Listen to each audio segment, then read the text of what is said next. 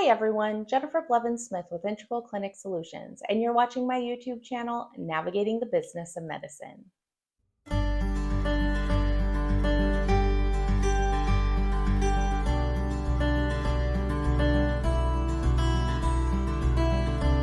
Today I want to talk about virtual addresses.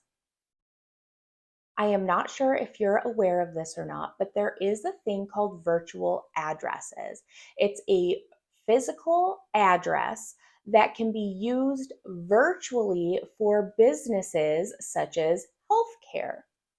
They are applicable in many different realms of business, not just healthcare.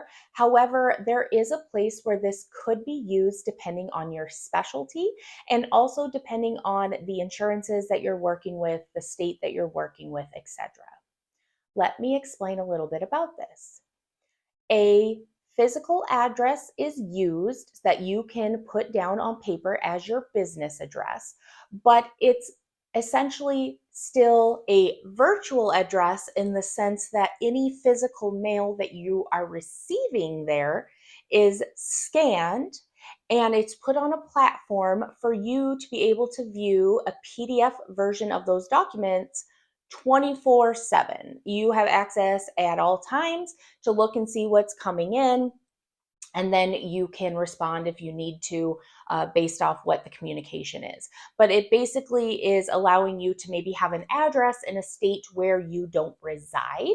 Maybe you are in a specialty where telehealth is approved, like social worker, behavioral health, things like that, where you might have insurances that require you to have an address in the state in which you want to offer telehealth services. In that situation, there is a good chance you could use this option to put on your applications when it asks for an address in state so that they see that you can practice there. Now, there's other things that have to happen for the telehealth, like you have to have a license in the state, you have to be recognized, and not all insurances will accept this address, but if they do, it's an option.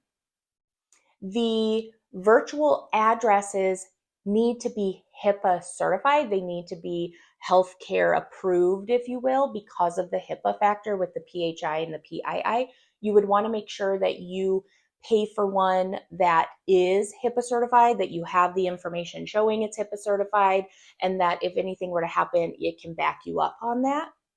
So don't, just get a cheap one because it's affordable. You need to make sure it fits the different HIPAA privacy and security guidelines. However, this could be something that will open your availability to offering services to patients across state lines if that requirement is there. Now, a lot of insurances, because of how telehealth has kind of taken off, will be okay with you using like your home address as long as you're licensed in the state in which you'll be offering the telehealth services. So if you're in Oregon, you can use your Oregon address, tell them you're going to be doing only telehealth services. You're not going to have any physical practice in their state, and tell them that you're licensed there, you're in good standing, and usually they're okay with that. I know a lot of Medicaid plans are, but again, every insurance is different. So this is a good backup plan if they'll accept it. It's not a PO box number, so it fulfills that criteria of not being a PO box.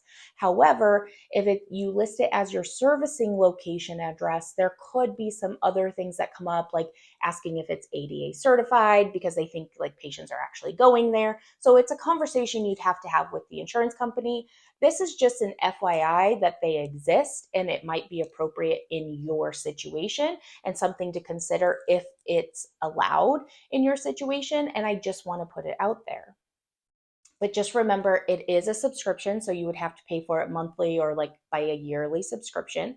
You'd want to make sure that it's HIPAA certified, and you'd want to make sure that the insurances will accept it. A lot of people like to use this option if they're putting down their home address on things because they don't want it out for everyone to know where they live. They get a virtual business address, not just in healthcare, but in general. And they list that as their business address so that their own personal residence is not for everybody to see. And I think that's a really brilliant idea, honestly. And it's definitely worth it, especially depending on the field that you're in, healthcare being one of them, and especially maybe behavioral health or things where there's a little bit more sensitive information in the patient population you're working with. Again, not sure if this will be fully accepted or applicable to your situation. This is just an FYI. This is an option out there. It's something to consider and explore if you're running into any kind of uh, uh, challenges or hoops or brick walls or whatever, however you want to put it, when you're trying to get credentialed, contracted, when you're trying to establish yourself in other states. And it's mainly going to be for telehealth because, again, if you're contracting and credentialing and you're in a specialty where you physically see patients, or there is a possibility in your specialty you would physically see patients, then you can't do this because they actually need a physical location that you would be seeing patients in order for them to approve you. But again, there are a lot of specialties now that telehealth is widely accepted, and this might be a great option for you. If you have any questions or comments about this, please leave that in the comments below. Smash the thumbs up button if today's video was helpful. Subscribe to my channel if you haven't already, and please share this with your colleagues who may need to know that this could be an option. Enjoy your day. We'll talk to you soon. Bye-bye.